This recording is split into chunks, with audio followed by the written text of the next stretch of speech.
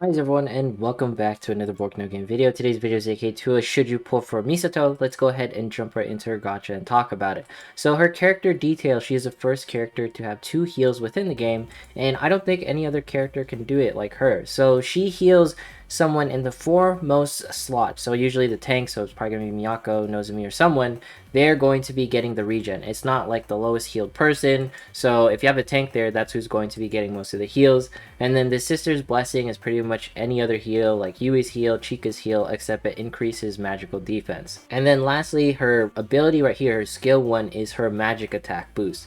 This is probably the skill that's going to differentiate her from any of the other healers because this is a very fat boost to magic attack, alright? Overall, you can see here she's a 2-star character, and when it comes to this, she's going to be very easy to get. She sits very closely to someone like Karu and Hatsune or Carol. You can see her right here at the very front. Now, note that she doesn't heal anyone technically behind her with that foremost heal, so none of these characters will be getting heals, with the continuous heal, but that doesn't really matter because you want to heal someone in front of her anyways.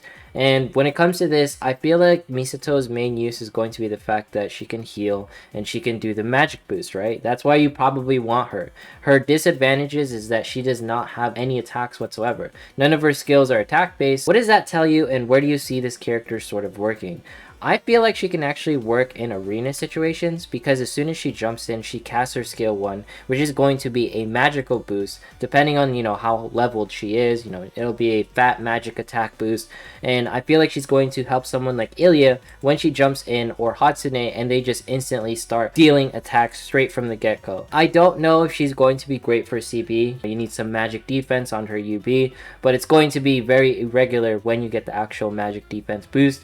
I feel like she'll work on mage comps specifically and not much else towards other teams. I feel like technically you could say that Yukari performs a little bit better on magic defensive situations because of her shield, and then Misato is like sort of there to help support the factor. But if you were to do like a 1-to-1, who's better, Misato and Yukari, they serve 2 different situations, and I feel like it's going to be very situational on the way you pretty much place her. I don't think she's going to be game changing, but I think that she's going to be a welcome addition since we have so many healers. And if anything, what has CB taught me is that each character has a specific place that they can work on. So, for example, Suzume, the healer that, everyone kind of laughed at and didn't think was going to work, she is one of those characters where you're like, man, I don't know if she will ever have a team, but then she's actually a backline healer that helps archers out to actually get some heals. With Misato, she's going to be, the mage healer, the mage comp booster, the one that you want to use for mages. And when it comes to all this, there's also going to be Hatsune on the banner. She's going to be like the 3-star rate up. And of course, everyone should know that Hatsune is a fantastic character. I feel, waifu-wise, definitely top tier and one of the best mages in the game.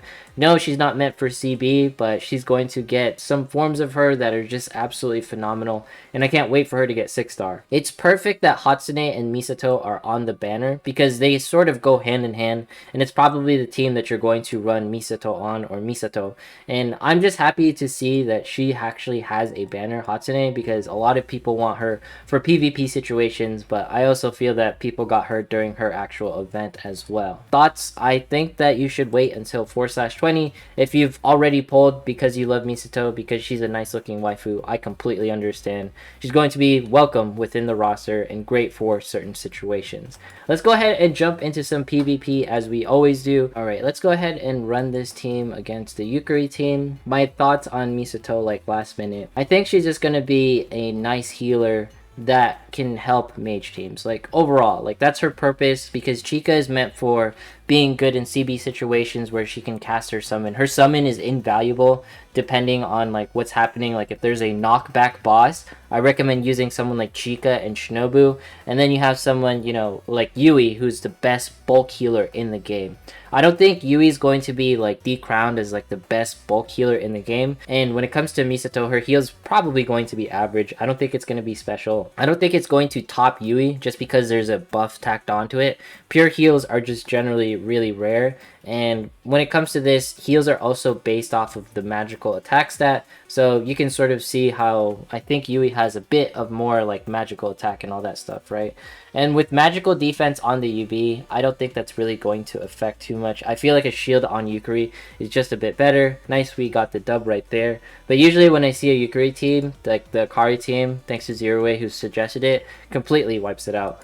Let's go ahead and see if we can fight anything. Alright, these are the teams that we're going to be running. When it comes to Misato, I don't think it's going to be anything game-breaking. Ilya, the next banner, is probably what everyone's been sort of waiting for because she's going to, you know, quote-unquote make PvP much easier. Just the thing is with Ilya is that she kills herself. So Misato can be a good pair with Ilya because she can provide some heals. Thing is with Ilya though, she needs more stars so she can be a little bit tankier, so she can have like a little bit more attacks, just a little bit of oomph when it comes to PvP, alright? If you pull Ilya on the next banner and you don't see her performing like the way people said the god that she's going to be, I'm not going to be that surprised just because Ilya's performance isn't really based off of the fact as a 3-star.